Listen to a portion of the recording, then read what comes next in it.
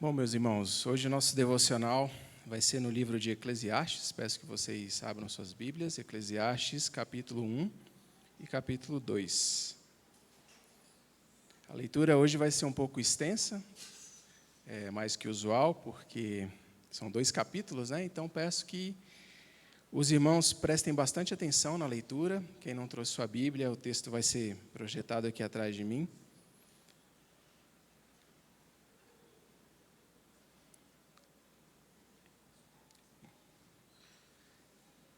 Vamos lá, Eclesiastes 1, começando no versículo 1. Palavras do pregador, filho de Davi, rei de Jerusalém. Vaidade de vaidades, diz o pregador, vaidade de vaidades, tudo é vaidade. Que proveito alguém tem de todo o seu trabalho, com que se afadiga debaixo do sol? Geração vai, geração vem, mas a terra permanece para sempre. O sol se levanta e o sol se põe, e volta ao seu lugar onde nasce de novo. O vento vai para o sul e faz o seu giro para o norte, dá voltas e mais voltas e retorna aos seus circuitos. Todos os rios correm para o mar, e o mar não se enche. Ao lugar para onde correm os rios, para lá eles voltam a correr. Todas as coisas são canseiras tais que ninguém as pode exprimir. Os olhos não se fartam de ver, nem os ouvidos se enchem de ouvir.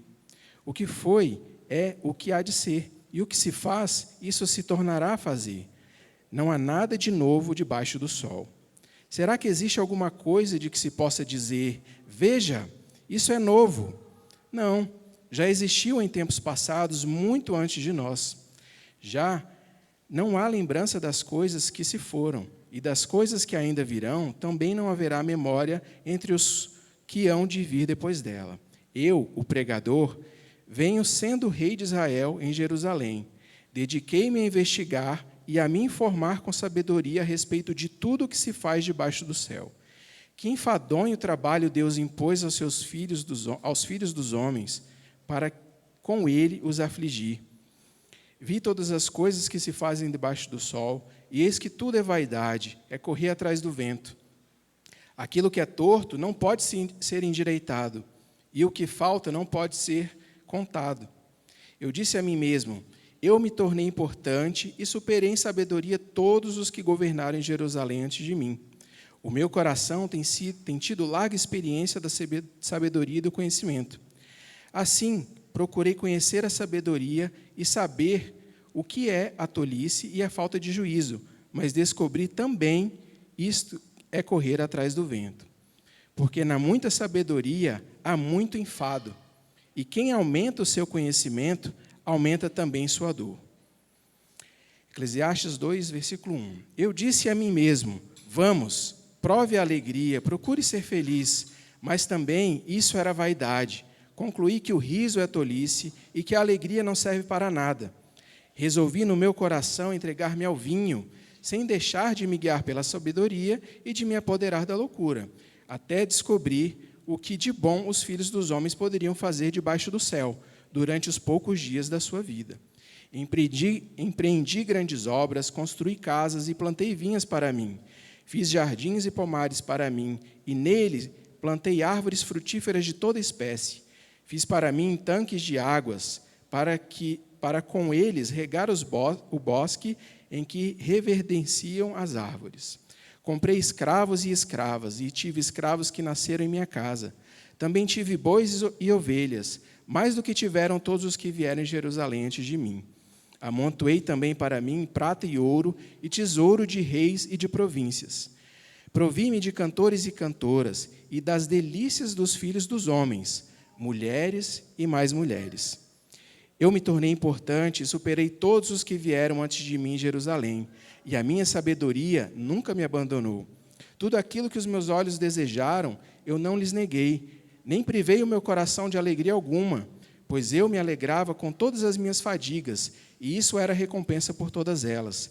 Considerei todas as obras que as minhas mãos fizeram, e também o trabalho que eu, com fadigas, havia feito, e eis que tudo era vaidade e correr atrás do vento, e nenhum proveito havia debaixo do sol. Então passei a refletir sobre a sabedoria, a tolice e a falta de juízo. O que poderá fazer o sucessor do rei? o mesmo que outros já fizeram.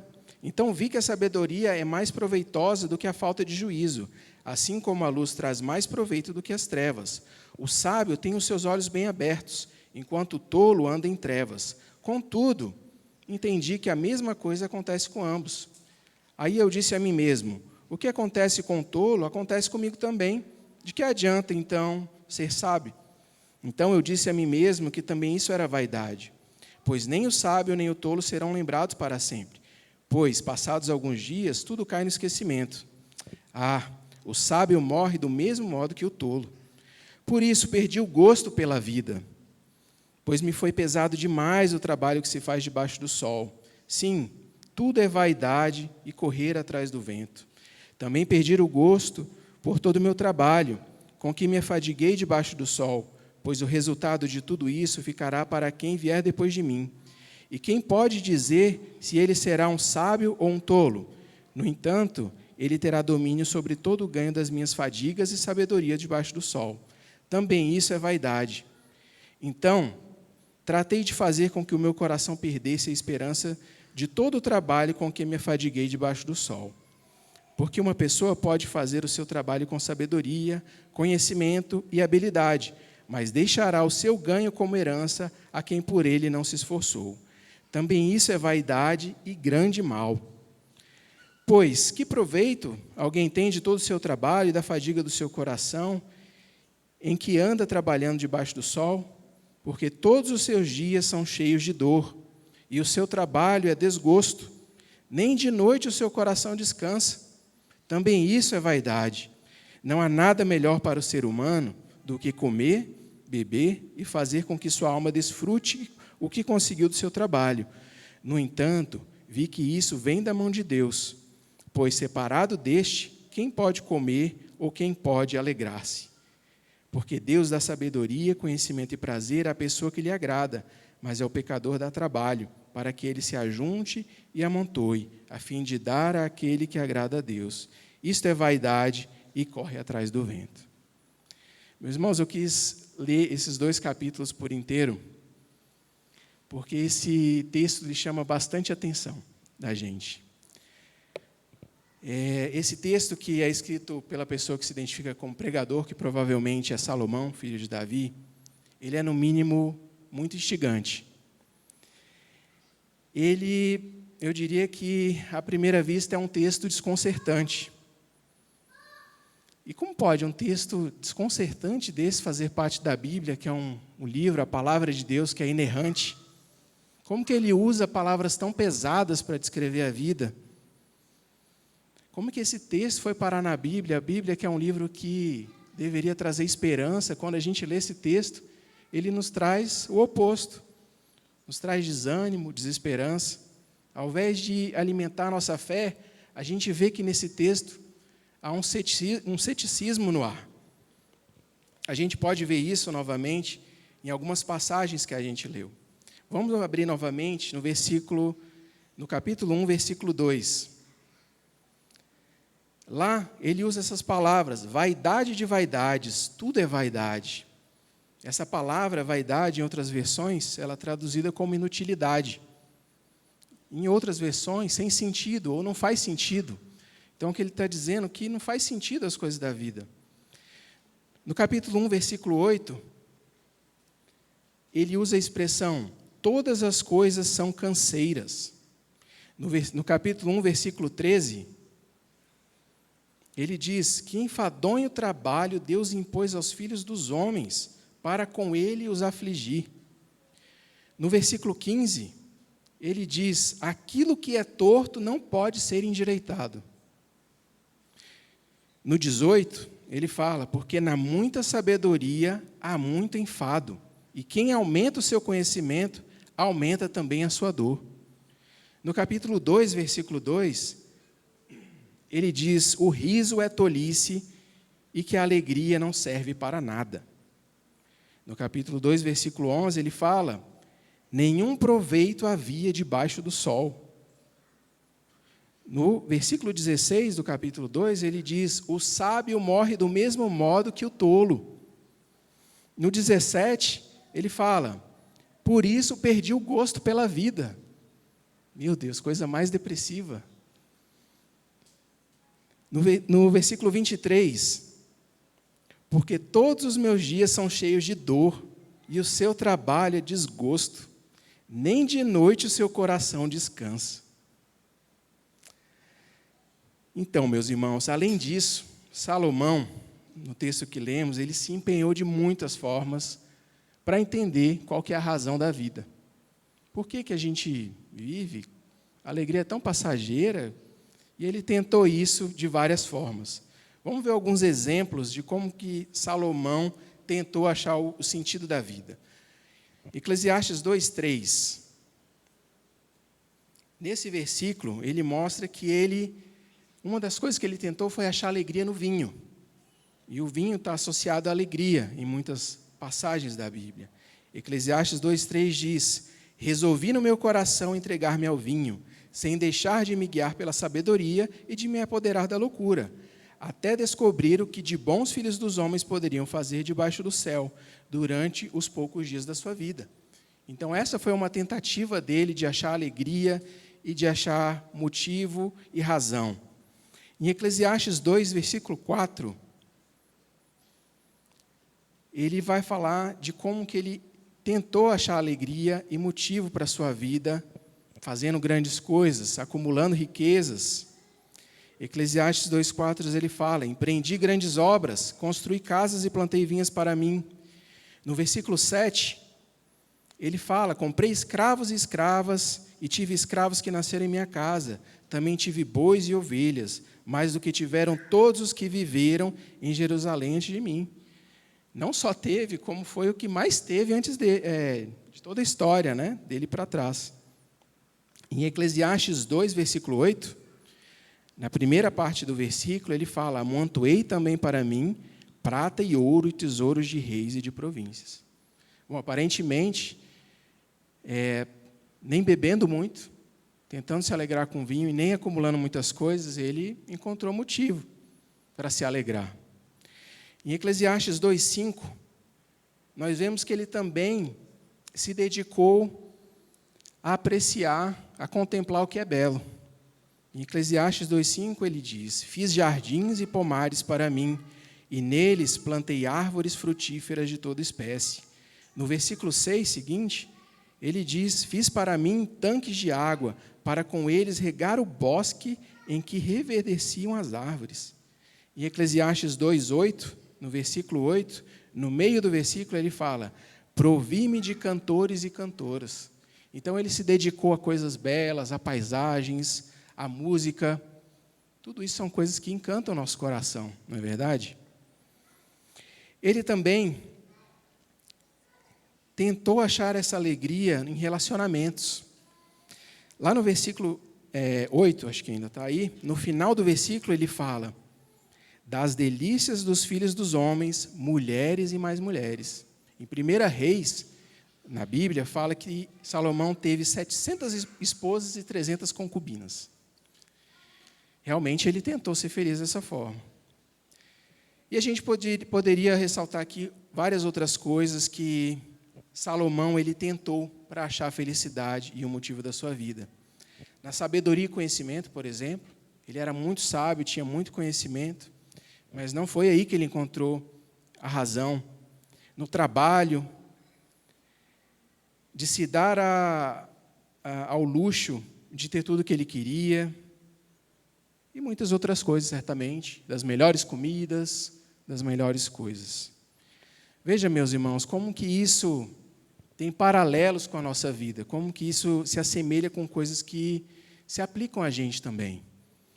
Lendo esse texto, eu pensei, por exemplo, em coisas simples e em coisas mais complexas. Eu pensei, por exemplo, em lavar a louça. É uma coisa que eu faço, mas eu não gosto.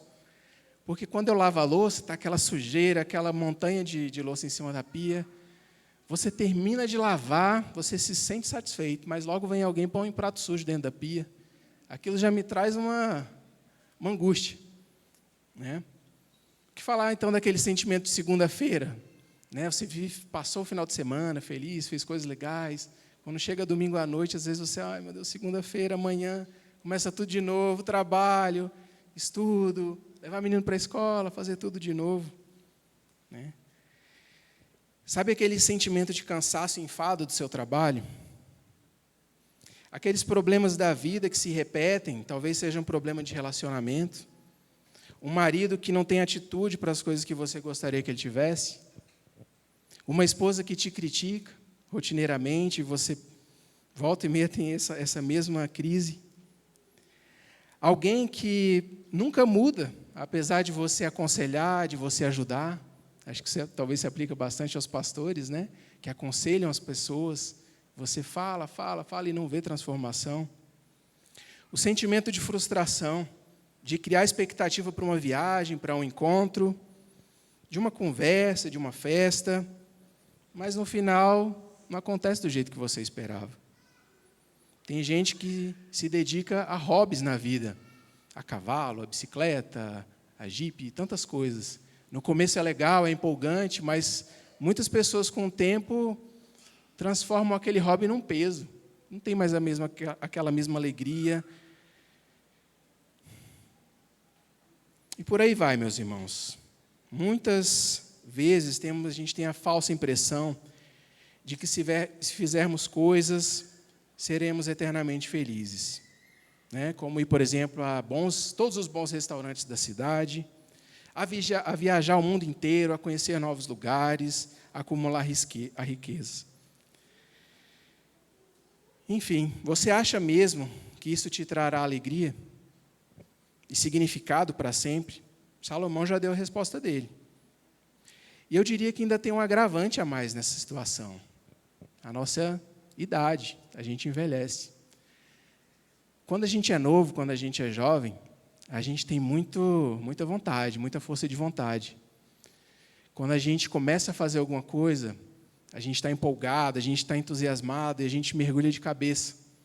A gente não aceita um não como resposta, muitas vezes. A gente vai, a gente persiste até o negócio dar certo.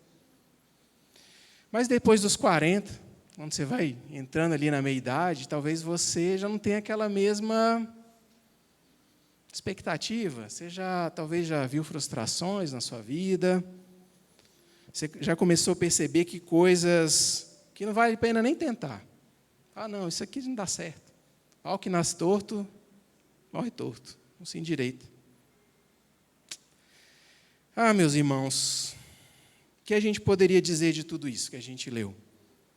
Eu entendo que só podemos chegar a uma conclusão. Salomão estava certo. Não faz sentido. Nada tem sentido.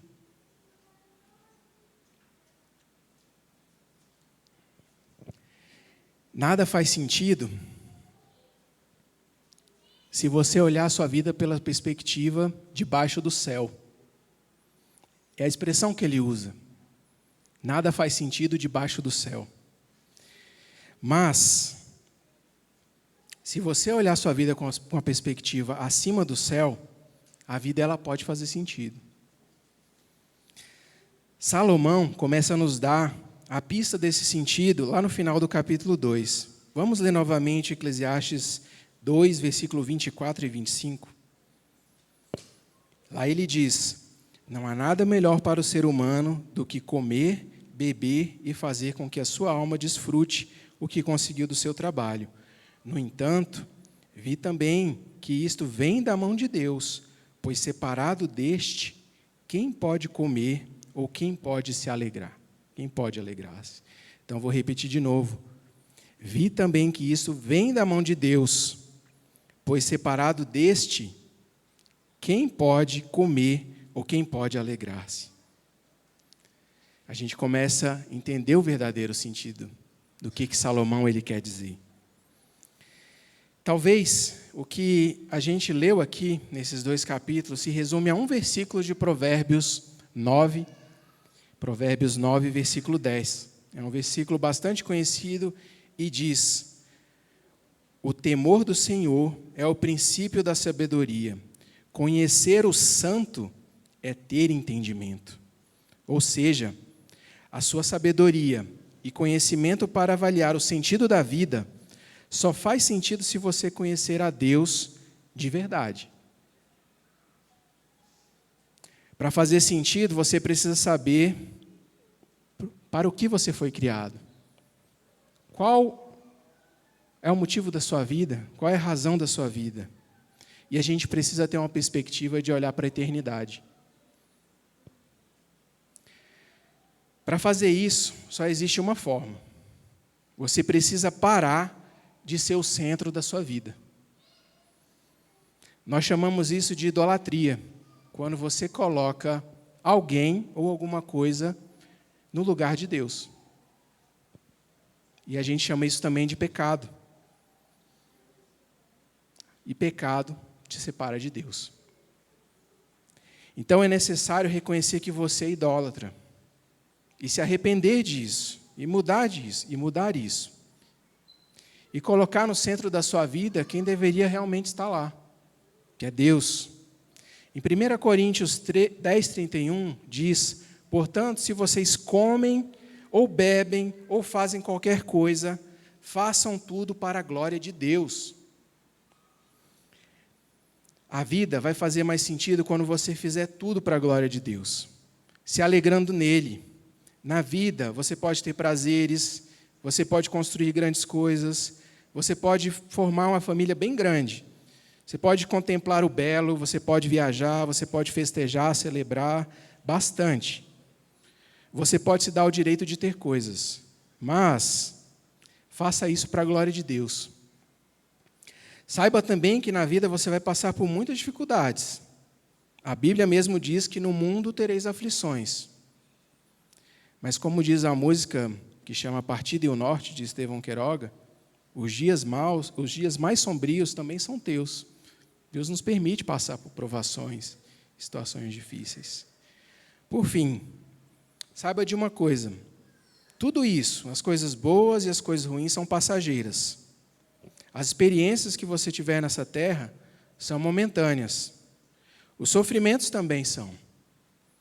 Então, é melhor você focar a razão da sua vida não nas coisas e experiências, tendo elas um fim em si mesmas, mas naquilo que é eterno. Porque você é um ser eterno.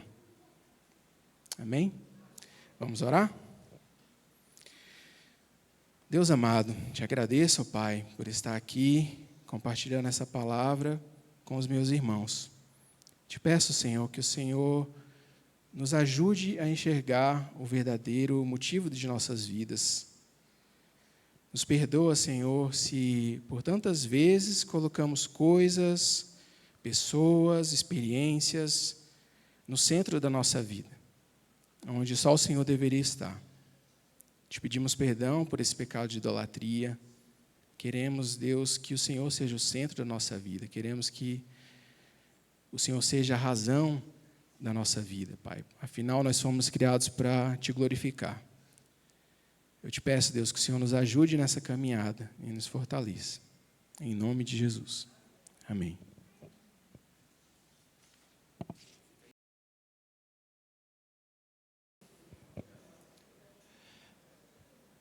Pai, vamos conversar sobre a liderança na igreja e nós queremos nos submeter à Tua liderança sobre nós.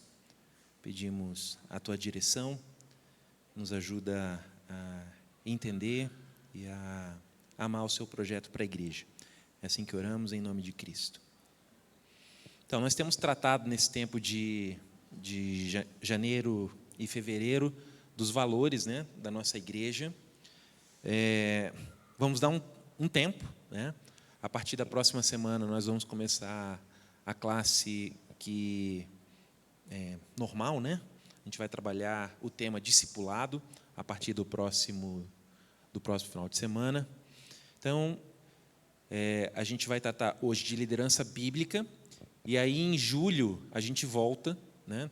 No novo período de férias a gente vai retomar os valores que a gente não trabalhou nessa temporada agora de janeiro e fevereiro.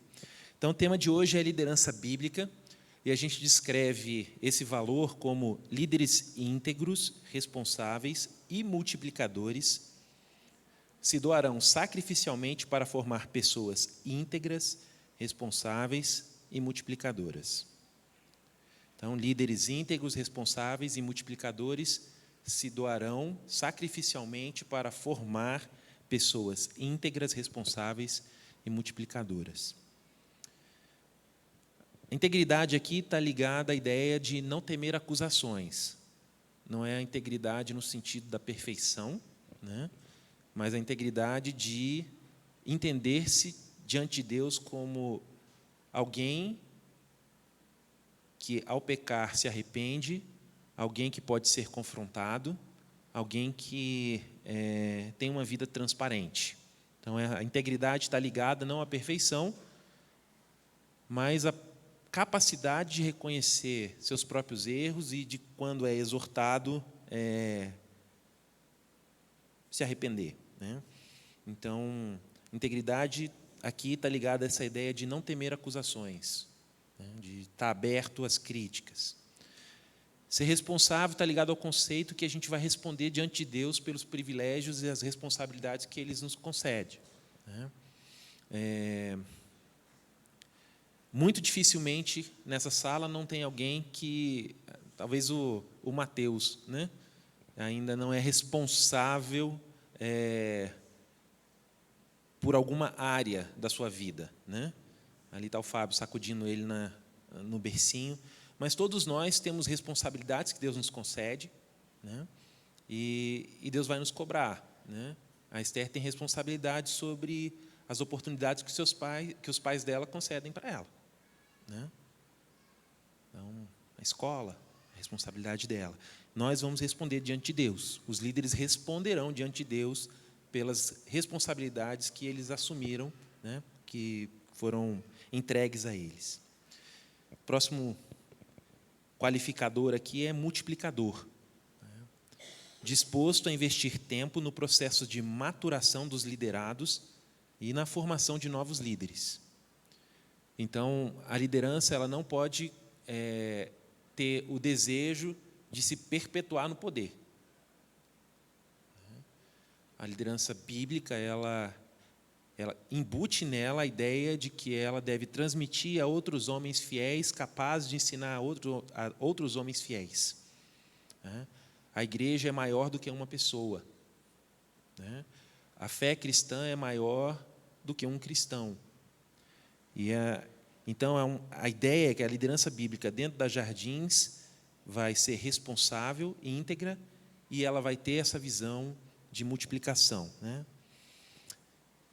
Hoje eu não sei se eu escreveria se doarão sacrificialmente nos valores, né? A gente discutiu esses valores, tal. Eu não sei se eu faria essa proposta ainda hoje, né? Talvez pensando lá na videira que está começando, né?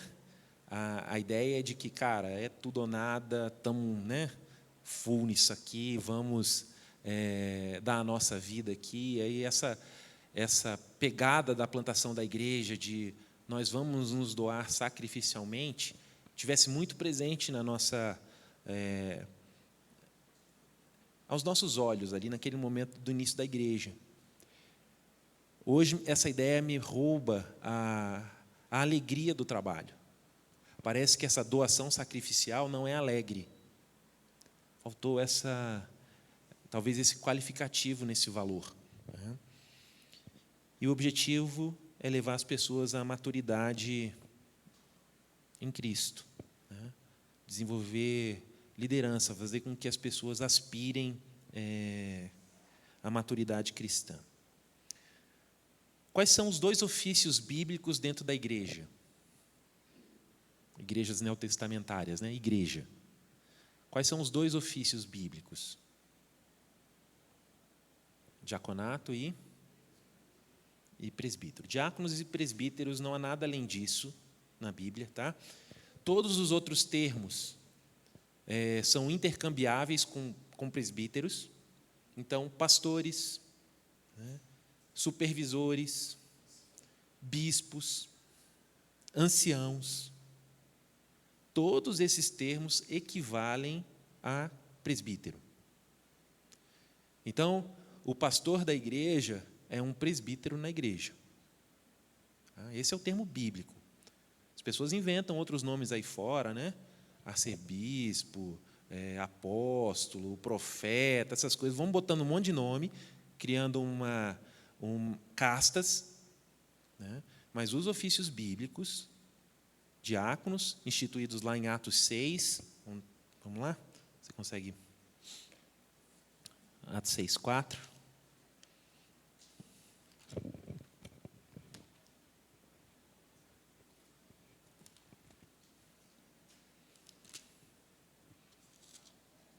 Oi? Eu estou nem A aqui.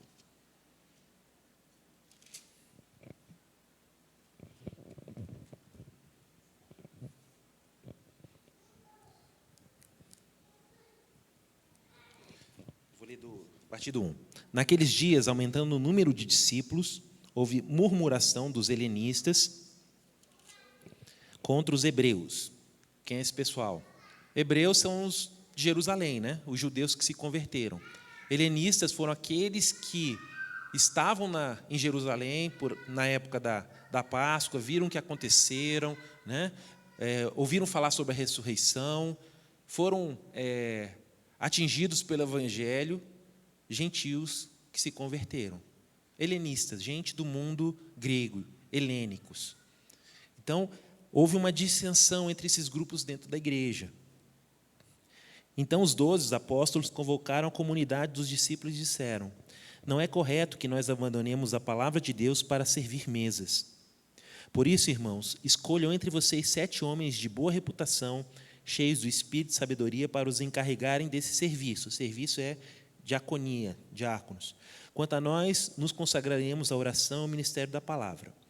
O parecer agradou a todos, então elegeram Estevão, homem cheio de fé e do Espírito Santo, Filipe, Prócoro, Nicanor, Timão, Pármenas e Nicolau, prosélito de Antioquia. Apresentaram estes homens aos apóstolos que, orando, lhes impuseram as mãos. A palavra de Deus crescia em Jerusalém e o número de discípulos aumentava. Então, aqui foi instituído o ofício dos diáconos dentro da igreja, gente voltada para atenção aos pobres, o cuidado com os pobres, e gente voltada pelo zelo da administração da casa do Senhor. Essa é a função principal, a função diaconal. E, além disso, os presbíteros. Como eu falei, esses termos são intercambiáveis, né? Pastores e presbíteros. Quando você pensa sobre a imagem de um pastor de ovelhas, o que você lembra? Como você descreveria essa imagem de um pastor de ovelhas? Você consegue visualizar um homem longe de ovelhas? Alguém conseguiu pensar num homem longe de ovelhas? Sempre isso está associado a esse serviço, né? Essa imagem, quando a gente fala um pastor de ovelhas, naturalmente, você pode ser remetido lá. Você conhece o Salmo 23, o Senhor, você pode ser remetido pode ter sido remetido para outras ideias, né? Mas geralmente você associa o pastor a essa atividade próxima, um contato de ovelhas. Vamos abrir lá em 1 Pedro, capítulo 3.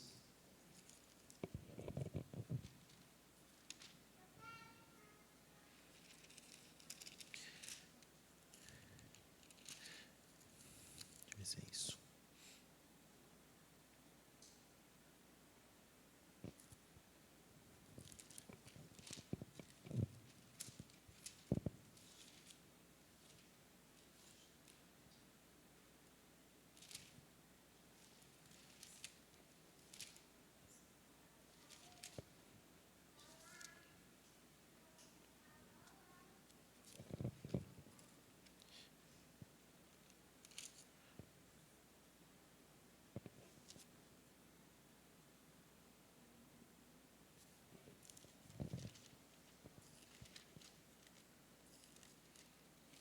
Perdi a referência, será que é 4?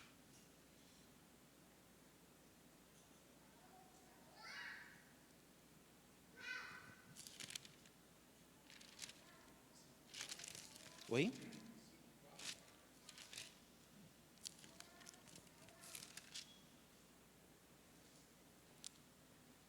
Isso, obrigado. 1 Pedro 5. Vocês lembram quando o pastor Luiz, no domingo passado, falou sobre o encontro, né, a caminhada de Pedro com Jesus. E a caminhada de Pedro com Jesus, ele terminou ali, né, no encontro, depois da ressurreição. O que Jesus falou para Pedro? Tu me amas, tu me amas, tu me amas, perguntou 3 vezes, né? Cuidadosamente cuidando do coração de Pedro, que havia negado Jesus 3 vezes. E quando Pedro reconhece, né, que o amor dele era insuficiente, né, ele fala: Senhor, tu sabes todas as coisas. Né? O que Jesus fala para Pedro? Qual foi o desafio? Apacenta as minhas ovelhas. Então, a prova do teu amor por mim é o cuidado com o meu povo. Pedro está no final da vida dele aqui, 1 Pedro 5, já é um apóstolo idoso, experiente já, e ele faz eco, nesse texto aqui, ele faz eco a essa exortação de Jesus para ele. Aos presbíteros que há entre vocês, eu, presbítero como eles, testemunhas do sofrimento de Cristo e ainda coparticipante da glória que há de ser revelada, peço. Então, pede aos presbíteros, 2, que pastoreiem o rebanho de Deus que há entre vocês, não por obrigação, mas espontaneamente, como Deus quer, não por ganância, mas de boa vontade, não como dominadores dos que lhes foram confiados, mas sendo exemplos para o rebanho. E quando o Supremo Pastor se manifestar, vocês receberão a coroa da glória, que nunca perde o seu brilho. Então, há uma promessa aqui para esses presbíteros que pastoreiam, que eles serão o quê? Remunerados. Calma, é para assustar mesmo que eu estou falando. Eles serão recompensados. Independente se eles são leigos ou formados em teologia, independente se eles são de tempo integral ou de tempo parcial, há uma promessa para esses presbíteros que pastorearem, que eles vão receber do Supremo Pastor, que é Jesus Cristo. Eu sou o bom pastor dá a vida pelas ovelhas, o pastor da igreja é Jesus, né? Aí tem um cara que fala que os pastores da igreja são os cachorros do pastor, né? Sabe, o pastor não tem aqueles cachorros campeadores, né, que vão juntando as ovelhas? Então, os pastores de igreja deveriam se considerar os cachorrinhos, né, os cães pampeiros, né, os pradeadores, né, os cães pastores. Eles receberão, versículo 4, quando o Supremo Pastor se manifestar, vocês receberão a coroa da glória que nunca perde o seu brilho. Essa deve ser a motivação ou a ambição santa, né, dos presbíteros de uma igreja. Pedro está rebatendo aqui, olha, não façam isso por ganância, não façam isso por ganância, não façam isso para um exercício de poder, de autoafirmação, não como dominadores do rebanho, mas como exemplos para o rebanho. Tão diferente, né? Faz porque eu estou mandando, do que faz porque isso é o correto, faz porque você enxerga pessoas fazendo isso e você vê os frutos disso na vida dele, na vida dos outros. Não por obrigação. Eu faço isso porque se eu for um mau pastor, eu vou ser trocado e eu não tenho como sustentar minha família, né? Tem pastores que vivem essa luta por aí, né? Então, eles fazem por obrigação e não de forma espontânea. Mas a ideia é, presbíteros foram dados à igreja, pastores foram dados à igreja como um presente. Vamos lá para Efésios 4, um texto que a gente já trabalhou expositivamente no ano passado, né? 4, 11 e 12.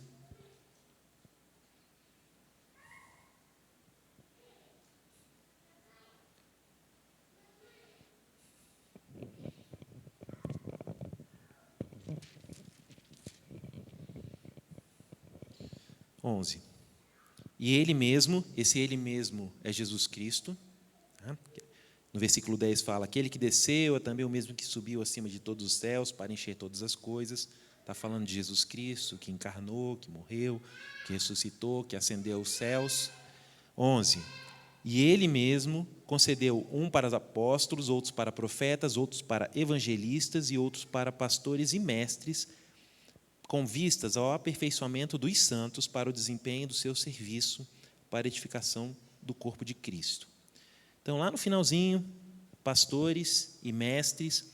No original, pastores e mestres só tem um artigo definido para as duas palavras, é como se essas duas palavras, esses dois substantivos, formassem uma ideia única. Pastores, mestres, né? Presbíteros, mestres. A gente vai ver um pouquinho mais lá na frente que as qualificações de presbíteros e diáconos só diferem num ponto. O presbítero precisa ser apto a ensinar. O pastor precisa ser apto a ensinar. Essa é a diferença, assim, é o grande distintivo entre esses dois ofícios. Aos presbíteros, aos pastores, é confiado o ensino na igreja, a administração da palavra, a correção teológica, a supervisão da teologia da igreja. Essa é a grande diferença entre esses dois ofícios. A nossa igreja, então, ela tem lá no nosso estatuto a definição de como esses corpos de oficiais se organizam, né? Nós temos uma junta diaconal e nós temos um conselho espiritual. Esse conselho espiritual ele é composto pelos presbíteros da igreja. Então, o artigo 38 diz assim, a gente deixou de ser Bíblia, passou a ser um estatuto, tá? Então, diminuiu a sua assertividade, né? Mas a gente pretende que o nosso estatuto, de alguma forma, espelhe, né, a palavra de Deus. Então, o conselho espiritual é o órgão colegiado do governo espiritual direto sobre a igreja, composto por presbíteros eleitos pela Assembleia Geral. Em algumas comunidades, os presbíteros são indicados por outros presbíteros, num sistema que a gente chama de episcopal. Né? Um bispo nomeia pastores, nomeia presbíteros. Não é a nossa forma de governo. A nossa forma de governo é que a congregação reconhece esses presbíteros e os elege. Tá? Então, o conselho será composto por 3 membros, no mínimo, sem limite superior, e será presidido pelo pastor titular. Parágrafo 2º é o que a gente está vivendo hoje. Enquanto a igreja não tiver reconhecido um número suficiente de presbíteros, incumbe ao pastor titular exercer pessoalmente ou com o número de presbíteros já reconhecidos as atribuições do conselho espiritual e manter a igreja em atitude de intercessão por novos presbíteros. É o nosso cenário hoje, né? Com a saída do Pedro e com o envio do Danilo, nós temos um presbítero eleito, que é o Fábio, né? O Kelvin é um pastor auxiliar. O pastor auxiliar é indicado pelo conselho espiritual. Na nossa sistemática, o pastor auxiliar ele não tem direito a votos no conselho, porque é o próprio conselho que o nomeia, né? Então, se a gente tivesse 10 pastores auxiliares e um presbítero, ficaria desequilibrada essa lógica. Mas sim, o Kelvin atua, o pastor Danilo atuou com liberdade no conselho, dando suas opiniões, expondo as suas convicções teológicas em todas as questões que a gente enfrentou, né? Mas, formalmente, hoje nós temos um presbítero apenas, 2, né? Eu e o Fábio. Nós temos orado para Deus levantar novos presbíteros. Vamos caminhar esse ano com 2 nomes que já foram indicados naquela avaliação que nós fizemos no ano passado, em que vocês sugeriram nomes para que a gente orasse por essas pessoas. Então, a gente vai caminhar esse ano, a gente não quis precipitar, porque é um grande risco, é melhor não ter um presbítero do que ter um presbítero desqualificado. É melhor não ter, né? E o pragmatismo, dizer assim, não, o Pedro está saindo, a gente precisa de mais, vamos colocar, poderia nos colocar em uma situação muito ruim depois. Então, a gente preferiu esperar e orar nesse sentido. Então, na nossa igreja, o conselho ele tem várias competências, só para vocês entenderem a importância que a gente concede aos presbíteros na igreja. Eles exercem a liderança espiritual e o governo eclesiástico na igreja local. Então, em questões doutrinárias, questões de disciplina espiritual, a escolha do ensino que vai ser dado para a igreja, qual é a série de sermões que vai ser pregada, para onde a gente vai, o que a gente vai ver na escola dominical, o que os pequenos grupos vão discutir durante a semana. Isso tudo vem a partir do conselho espiritual da igreja.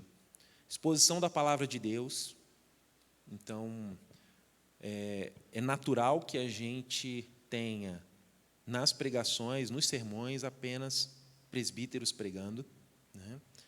Nós usamos os devocionais da escola dominical para estimular os irmãos ao prazer do ensino, a descobrir essa vocação, né? Mas isso também é feito sob a supervisão dos presbíteros. Coordenar a gestão de ministérios na igreja, pastorear a comunidade que está relacionada com a igreja em todas as áreas, são os presbíteros que provavelmente vão visitar vocês no hospital, tirando seus amigos, né? Essa é uma função pastoral. Zelar pela doutrina, dirimir dúvidas teológicas, que eles podem responder não sei, tá? Orientar a aplicação de conclusões para a vida prática da igreja, indicar pessoas para o presbitério, homologar, convidar e dispensar pastores auxiliares, né? Uma decisão é tão importante para a igreja, né? Quem que vai coordenar? Imagina, vamos trazer alguém para auxiliar no ministério de criança e adolescente da igreja. Cara, essa pessoa vai educar os filhos da gente, né? É uma responsabilidade dos presbíteros. Estabelecer, organizar, deliberar pelo fechamento de congregações, nomeando e destituindo seus dirigentes. Esse conselho que vai tirar o Danilo se ele der PT lá, né? É esse conselho que vai dizer assim, ó, videira, é inviável, né, nesse momento, aperta o freio, né? É isso aí, vamos chorar junto, a desilusão, né? É esse conselho que vai dizer assim, não, Tororó, cabe uma igreja, né? Vamos orar por isso. Então, responsabilidades do corpo presbiteral. Instaurar, instruir e aplicar disciplina eclesiástica a membro da igreja local de forma final, inclusive excomunhão. Então, eu selecionei algumas das competências lá, são 20, aqui eu acho que eu coloquei umas 7, 8. Todas elas são vitais para a igreja. Então, quando nós pensamos sobre o governo local, nós precisamos pensar que critérios nós devemos observar para eleição ou indicação de pessoas para o presbitério. Então, abram suas Bíblias lá em 1 Timóteo, capítulo 3.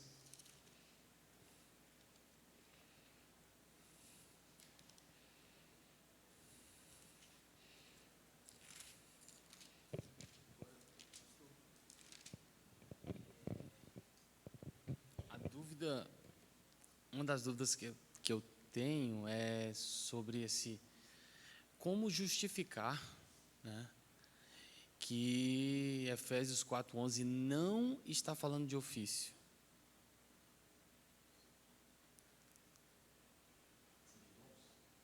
Sim. Como justificar que esse apóstolo que ele está falando é enviado, é um missionário, não é o fundador da igreja ou alguém superior, né?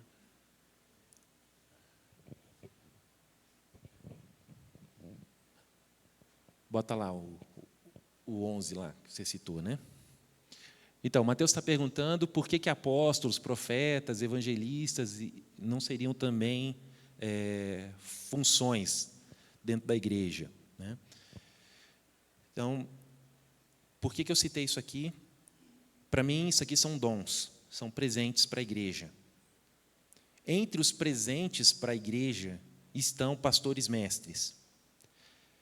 Por que nós não nos apressamos em repor, assim a gente pode dizer, o conselho espiritual da igreja, né? A vacância nesse sentido, né? Porque a gente entende que são dons, são presentes para a igreja e Deus vai mandar no tempo certo. A gente não fabrica um presente, a gente não exige um presente, né? A gente pode pedir um presente, né?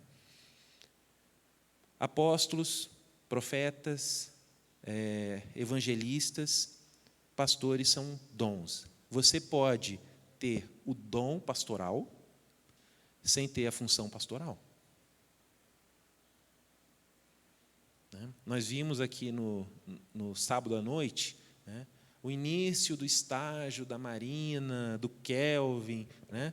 Aquilo é uma ação institucional de como se reconhece formalmente, dentro de uma denominação, o exercício de uma função. É possível que, dentro do quadro ministerial da ICEB, tenham homens que não tenham vocação para ser pastor. O que seria lamentável, mas é possível. Homens que têm o título, mas não são pastores.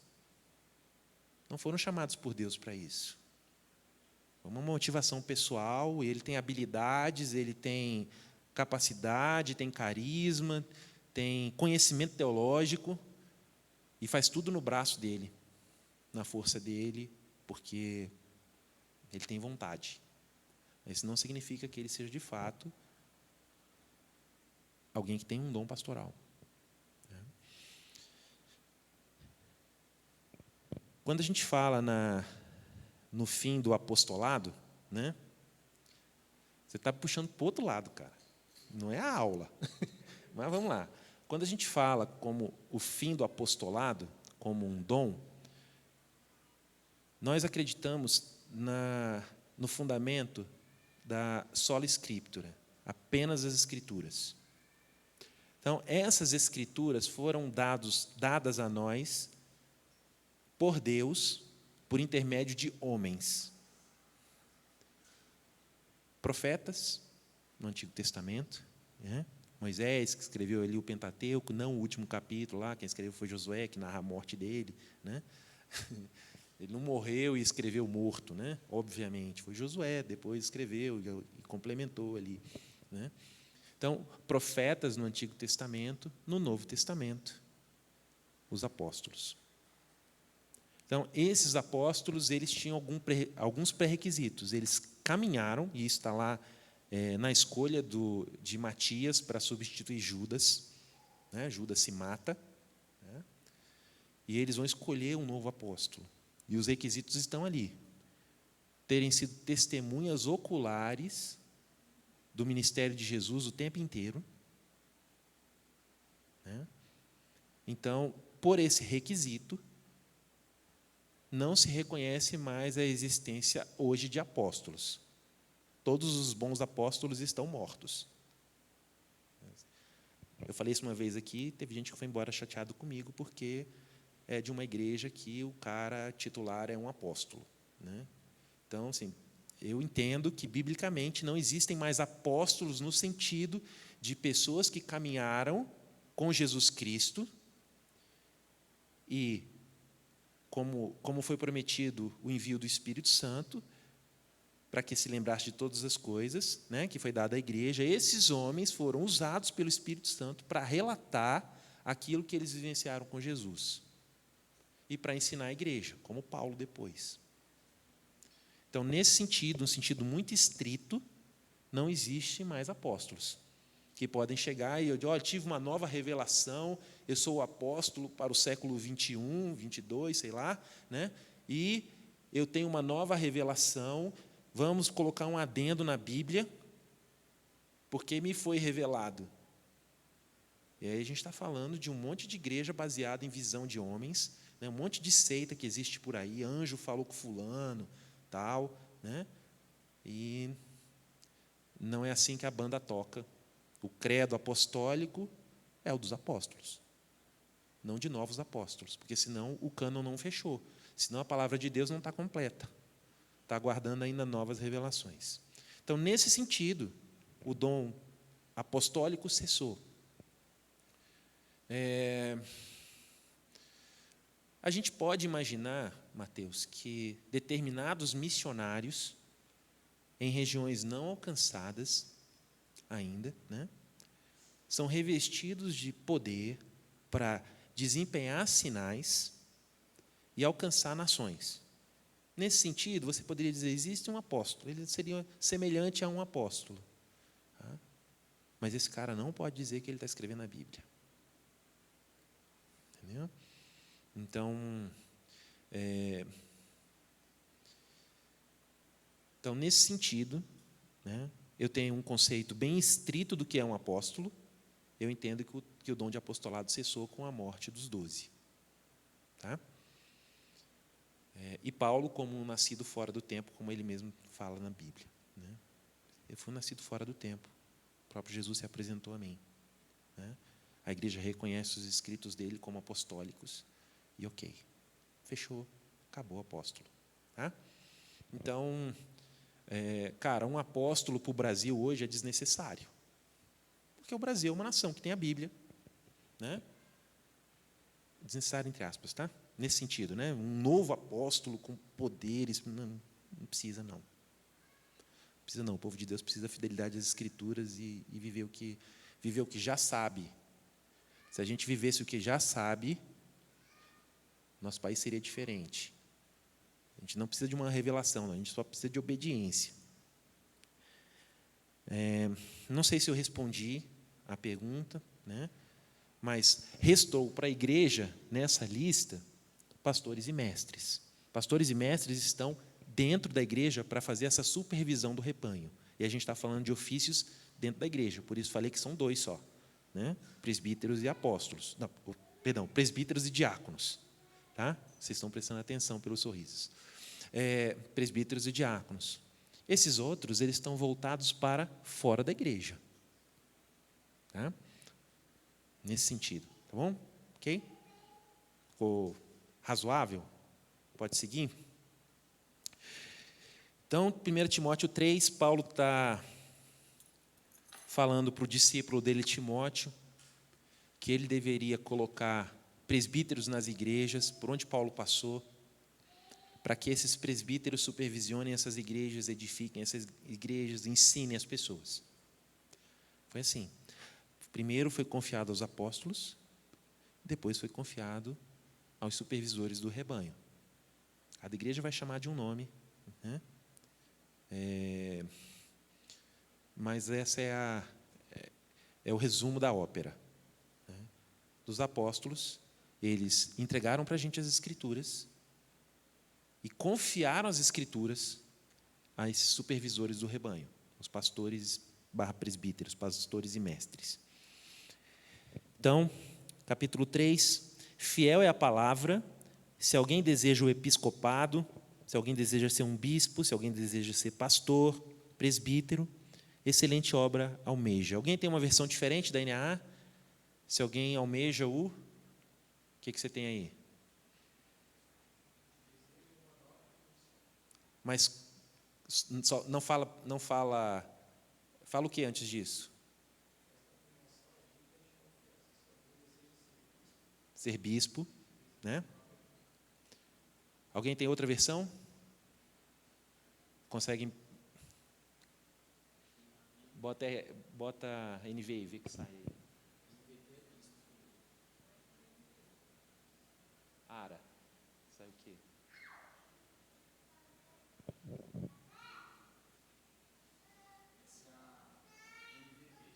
NVT sai bispo.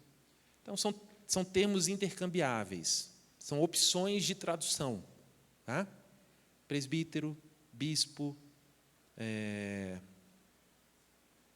supervisores do rebanho, acho que tem uma que fala em anciãos. Tá? São opções de tradução. Então, se alguém deseja exercer essa função, saiba que está escolhendo algo bom. Algo bom, algo excelente. E aí vem as qualificações, nenhuma delas é excepcional, gente. Nenhuma delas é algo fora da curva. Todas são esperadas de todos os cristãos, inclusive das irmãs. Né? Exceção, casar com... Né? Tem que ser casado com uma mulher, né? Mas todas essas qualificações são qualificações que caem perto da gente. São qualificações para dentro de casa. São qualificações da vida comum. O cristão maduro, ele é experimentado não na esfera pública. Também é, mas assim, ele é validado na esfera íntima. Prestem atenção nessa lista aqui. A primeira, né, ali é um grande guarda-chuva. É necessário que o bispo seja irrepreensível. Isso aqui é um termo que vai resumir ele vai exemplificar na sequência. Essa irrepreensibilidade é como se fosse um resumo do que vem depois na sequência. Ser irrepreensível não significa ter infalibilidade, não percar mais. Ser irrepreensível é não ser reconhecido por alguma característica negativa. Esse presbítero ele não pode ser qualificado de forma pejorativa. Fulano é mentiroso. Fulano é ladrão. Fulano é pilantra. Um presbítero ele não pode ser qualificado por uma falha moral. Falhas morais podem acontecer e causam escândalo e dor, né? Elas podem acontecer, mas ele não pode ser marcado por isso.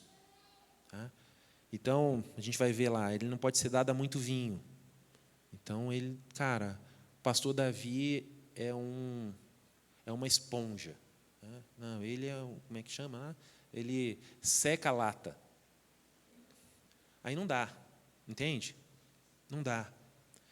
Porque ele deixou de ser irrepreensível. O seu comportamento é marcado por uma característica que contradiz o Evangelho. Aí não dá. Então, esse grande guarda-chuva, que envolve ser esposo de uma só mulher, e aí tem diversas nuances disso aqui. Tá? Lembra, isso aqui é uma sociedade helênica, ele está escrevendo para Timóteo ali, né? Em que havia homens que tinham esposas e mulheres por prazer, né? Homens que tinham rapazes para iniciar sexualmente. Era esse tipo de cultura. Se você for hoje para determinados vilarejos na África, o sinal do poder é a quantidade de mulheres que você tem. Lá na CE Brasília tem um irmão que é o diretor executivo de um banco. E aí ele foi para um encontro na Malásia de bancos de fomento, né? E aí ele ficou num grupo de falantes de língua portuguesa. E aí tinha um cara lá da África, que era um rei, né? E ele se apresentou, né? Estavam todo mundo se apresentando, né? E ele era o único que tinha uma só esposa naquele grupo, né? E esse cara depois, né? Você só tem uma esposa? Né? Como assim? Né? Ele falou, não, eu admiro a sua capacidade de ter mais de uma. Né? Eu admiro isso, porque uma, para mim, está o suficiente. Né? Uma, para mim, está o suficiente. Então, naquela cultura, ter muitas mulheres, como a gente ouviu aqui a referência a Salomão, com 700 esposas e 300 concubinas, era uma demonstração de poder. Provavelmente, e a gente sabe também, a gente vai tratar dessa questão en passant, assim, de homens solteiros podem ser presbíteros, né? Mas o que Paulo está afirmando aqui é que sinais exteriores de poder, ter muitas mulheres, não é um pré-requisito, né? Na verdade, é uma barreira para ter liderança na igreja. Uma barreira. Pastores, presbíteros podem ser solteiros? Jesus era. Jesus foi solteiro, né? Acho que essa discussão ela é infantil, né? Paulo recomenda, né, que se a pessoa consegue viver solteira, e isso é um ganho para o Evangelho, né? É isso. Quem é casado tem que cuidar das coisas da sua casa. Dificilmente eu marco alguma coisa na sexta-feira à noite. Dificilmente. Porque senão eu não vou parar em casa. Né? Um pastor solteiro iria agradecer muito de não ter que cozinhar na sexta-feira. Né? Imagino, né? Ele teria mais disponibilidade de tempo. Então, é possível ter um presbítero solteiro? Sim. Se ele for casado, ele deve ter só uma mulher. Aí entram discussões sobre um divorciado que casa novamente pode ser presbítero. Quem é de origem católica romana não tem muita dificuldade com essa ideia. Ele sabe o que a Igreja Católica pensa sobre segundas uniões, sabe? Muito tranquilo, é muito óbvio, né? E lá todos os presbíteros, todos os pastores, sacerdotes são solteiros. Não é isso? O cara não pode casar, é celibatário para poder ser padre. Então, eles não enfrentam esse tipo de questionamento. Lá está bem resolvido. Né? Então, pastores, presbíteros podem ser divorciados e casarem novamente? Né? É uma pergunta retórica, tá? Um assassino que se converte pode ser um pastor? Pode. Ok? Paulo, né? A gente pode citar outros da era moderna, né? Brasileira. Mas Paulo, né? Paulo foi um assassino. E, de alguma maneira, e a gente entende isso que é uma intervenção divina, que o transformou radicalmente, ele foi transformado numa nova criatura, e o que ele fez servia só para apontar para a graça de Deus, e ele dizia assim: eu sou o mais miserável de todos os pecadores, eu sou o pior deles. Então, há uma atitude de olhar para o passado com arrependimento e uma expectativa da redenção. Então, eu tenho dificuldade de dizer, olha, alguém divorciado em um novo casamento está proibido de ser um presbítero. Mas eu afirmo para vocês com tranquilidade que dificilmente será um presbítero. Uma frase que eu vi essa semana, né? Quando dois elefantes brigam, a grama sofre. Quando há um rompimento numa estrutura familiar, aquilo que Deus chama de uma só carne, e há um rompimento pelo divórcio, naturalmente isso não ficará contido entre duas pessoas, mesmo que ele não tenha filhos, mesmo que o casal não tenha filhos. Então, quando elefantes brigam, a grama sofre. Nesse sentido, o testemunho de alguém que tenha passado pelo divórcio, está num recasamento, provavelmente vai esbarrar na questão da irrepressibilidade. No rancor, em perdão não liberado, em falhas que vão voltar como um fantasma, e essa pessoa vai ficar precisando se justificar muitas vezes. Então, dificilmente alguém numa segunda união será reconhecido como um presbítero, a não ser que realmente tenha tido uma mudança radical e a gente consiga enxergar nesse processo uma ação maravilhosa de Deus, para que ele possa ser modelo para o rebanho nesse momento. Porque as outras qualificações vão envolver a casa. Vamos seguir.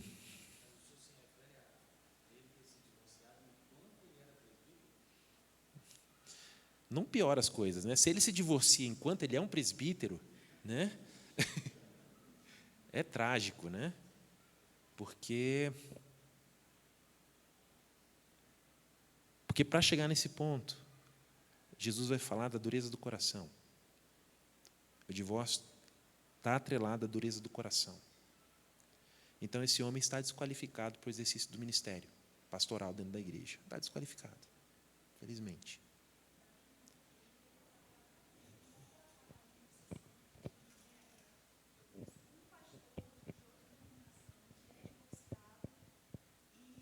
Continua sendo pastor. E ele conta essa história com muita tristeza. Ele conta que ele casou com a melhor amiga, que também fazia seminário, se eu não me engano. Não casou para se separar, mas em pouquíssimo tempo ela se apaixonou pelo chefe. Ela abandonou o lar. E ele conta que ele foi assinar o divórcio contrariado. E no dia que ele chegou no cartório, ele falou: eu estou aqui para me divorciar de você a contrário gosto. Não é o que eu quero retomar esse casamento. E ela não deu a mínima abertura por causa disso, porque o coração dela já estava em outro lugar. Então, ele disse o seguinte, que ele pensou que a vida dele estava arruinada, que ele não poderia continuar no pastoreio, era jovem ainda, e falou: acabou a minha vida. Ele disse que, por causa disso, ele estudou profundamente os originais bíblicos, o termo, o problema, para entender que o divórcio seria lícito no caso de relações sexuais ilícitas, assim compreendidas como um novo relacionamento estável, a ponto de ele, na verdade, ter sido abandonado dentro do primeiro casamento. E ela, de fato, casou com o pivô da separação, né? Enfim, e pelas misericórdias do Senhor, ele continua pastor e a vida continuou, enfim, mas é uma exceção. Definitivamente, eu só conheço esse caso.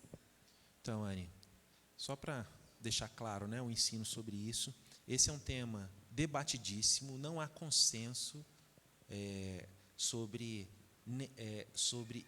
recasamento. Ir até o divórcio, seguindo o próprio ensino de Jesus, e apontando o divórcio como dureza do coração, a gente consegue até uma unidade dentro da igreja, lamentando o que está acontecendo, né? Mas daí a dizer que nessa hipótese é possível um recasamento, você vai encontrar comunidades de fé que não vão reconhecer recasamento, tá? Então, em determinados círculos, essa afirmação dele é compreensível. Para outros é um erro teológico. Entendeu?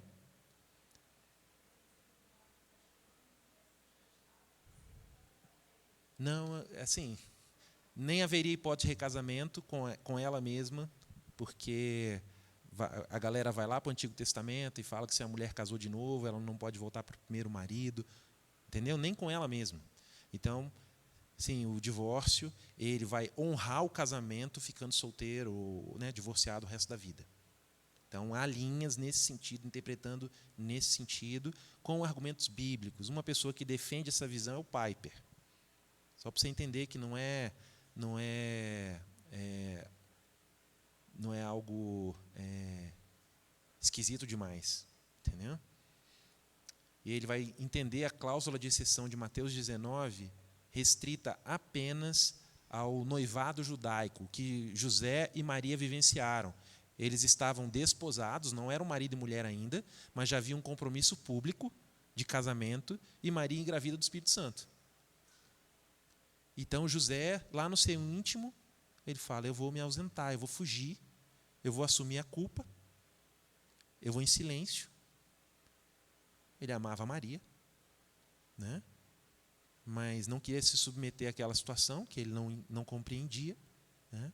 Para ela não ser morta por adultério, José fala assim: eu vou embora.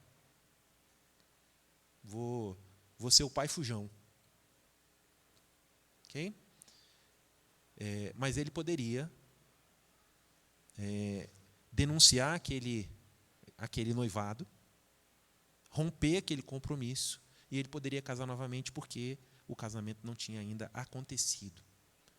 Então, há quem restrinja essa cláusula de relações sexuais ilícitas apenas ao noivado judaico. Esse vale da tradição judaica que permitiu, com Moisés, a carta do divórcio. Tá, essa é a discussão. Questão de coerência, Então, né? essa é a discussão lá daquela Halel, aquelas, né, que Jesus fala assim, ó. Jesus não aprovou a carta do divórcio, mas eu acho que Jesus seria sensível com as pessoas. Eu acho que ele julgaria por, como nós falamos no direito, pela justiça do caso concreto e não por aquilo que nós achamos olhando o irmão do lado de fora, né? É muito fácil falar do casamento do outro que deu errado Sim. quando o nosso dá certo, quando Sim. a gente não pisa nesse terreno. Desculpem. Não, eu só estou explicando para você que a posição que ele falou, olha, eu cheguei estudando os originais, tal, não é a conclusão de pessoas que também foram para o original, entende? Então, ele ficou em paz, talvez por esse princípio que você tenha citado agora, nessa interpretação. Eu estou falando que ela não é a única interpretação possível, entende? E se a gente for para essa subjetividade, dizer assim, eu acho que Jesus faria isso, a gente entra nós nos tornamos os censores da palavra de Deus. Então, eu tenho a expectativa que Jesus faça isso. E aí complica também. Tá? Então, só esse cuidado, porque senão a gente envereda por um caminho subjetivo e nós nos tornamos o padrão de expectativa de como a palavra de Deus precisa ser interpretada. Então, a gente realmente precisa olhar com seriedade para isso aqui, né? E falar assim, o que realmente a palavra de Deus diz? Né? Então, é complexo, é doído, né? E é um fato, os divórcios estão aí. Nós vivemos na capital com o maior número de divórcios do país. E minha palavra para você que pode estar em segunda união, honre o casamento que você vive hoje. Honre o casamento que você vive hoje. Está com crise na sua família? Cara, preserve seu casamento. A Bíblia coloca num patamar elevadíssimo, né, ao ponto de reconhecer isso como um requisito para ser modelo para a igreja. Vamos seguir para cá, porque já são 12:03. Eu só vou ler, então. Os outros. Precisa ser moderado, sensato, modesto, hospitaleiro e apto para ensinar. Esse apto para ensinar seria a única diferença lá para diáconos. Todo cristão deve ser moderado, sensato, hospitaleiro. Todo cristão deveria ser assim. Então, a expectativa em torno dessa pessoa é que ele seja um cristão maduro. E que ele ama a palavra de Deus e se afadigue com ela ao ponto de poder ensiná-la. Essa é a diferença de um presbítero para qualquer outro membro da igreja. Não seja dado ao vinho, não seja violento, porém cordial, inimigo de conflitos e não avarento. Governe bem a própria casa, criando os filhos sob disciplina com todo respeito. E aí aqui talvez seja, quando a gente fala sobre consequências do divórcio, né, como isso afeta a família que foi desfeita. Né? Numa igreja que eu congreguei, foi nomeado um presbítero que estava em segunda união. Né? Na mesma semana, 2 famílias deixaram a igreja, dizendo, olha, estamos vivendo esse processo, né, 2 famílias, 2 processos diferentes, e a igreja está dizendo que está ok, que isso não deveria ser assim. Né? Então, há impactos quando nós nomeamos alguém para o exercício de uma função dessa. Criar os filhos sob disciplina com todo respeito, pois se alguém não sabe governar a própria casa, como cuidará da igreja de Deus? Que o bispo não seja recém-convertido, para que não aconteça que fique cheio de orgulho e incorra na condenação do diabo. É necessário também que ele tenha bom testemunho dos de fora, a fim de não cair de desonra e no laço do diabo. Imagina, né? Vocês elegem um presbítero aqui, cara é mecânico. Né? E aí, ele é o presbítero da minha igreja. O que é aquele mecânico pilantra? Me cobrou tanto para apertar o fio lá que estava soltinho lá da vela, só para colocar. Então é necessário que ele tenha bom testemunho dos de fora também. Então, esses requisitos são requisitos de integridade. Todos, ninguém aqui espera ser liderado por alguém que seja iracundo, que seja boca solta, que fale besteira. Ninguém gostaria de ser presidido por alguém assim, da mesma forma que ninguém gostaria de ser presidido por alguém que é chamado de ladrão na rua. E se a gente tem essa expectativa em relação a ofícios civis, governantes, presidentes, prefeitos, vereadores, deputados distritais, senadores, se a gente tem essa expectativa em relação a governo civil, então nós devemos ter expectativas ainda mais elevadas para ofícios religiosos. É triste ver uma bancada evangélica sendo acusada de conchavos, de ladrões do orçamento no passado. É horrível. Horrível. Então, esse bom testemunho para com os de fora. É o mínimo. A gente está falando de algo que nós precisamos orar, algo que nós precisamos pedir para o Senhor dentro da nossa comunidade. Pessoas que tenham esse desejo de almejar o episcopado, o presbiterato, entendendo que o que se vivencia em casa de bom deve ser experimentado de forma comunitária dentro de uma igreja.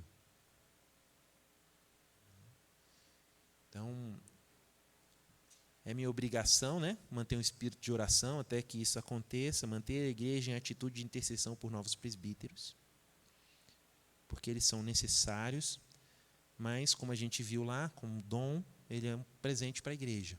Deus vai dar na hora apropriada. A gente deve orar por isso. Entendendo esse pessoal como um presente para a igreja, fica mais fácil. A Bíblia orienta que nós nos submetamos aos nossos líderes no Senhor.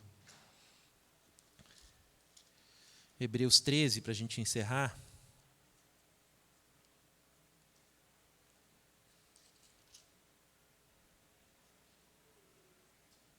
Hebreus 13, 17. Obedeçam seus líderes, sejam submissos a eles, pois zelam pela alma de vocês como quem deve prestar contas. Que eles possam fazer isso com alegria e não gemendo. Do contrário, isso não trará nenhum proveito para vocês. Então, homens que você consiga enxergar nele um caráter piedoso, o convite é uma submissão alegre, para o bem de todos. A gente já leu Pedro, a motivação dessas pessoas não deve ser dominar o rebanho. Então, a ideia é que, se pastores não são dominadores, a submissão é mais tranquila. Assim como a mulher deve submeter ao marido, se submete ao seu marido, se ele não for um tirano, é mais fácil. Ok? É a mesma ideia. Uma submissão harmoniosa, entendendo que os presbíteros são um presente para a igreja. E a intercessão por eles, A gente já viu Paulo pedindo oração várias vezes. Orem por mim, orem por mim, orem por mim. Então, orem pela liderança. A ideia é que essa liderança seja íntegra, responsável e multiplicadora para formar o caráter dos irmãos também nessa mesma direção. Dúvidas?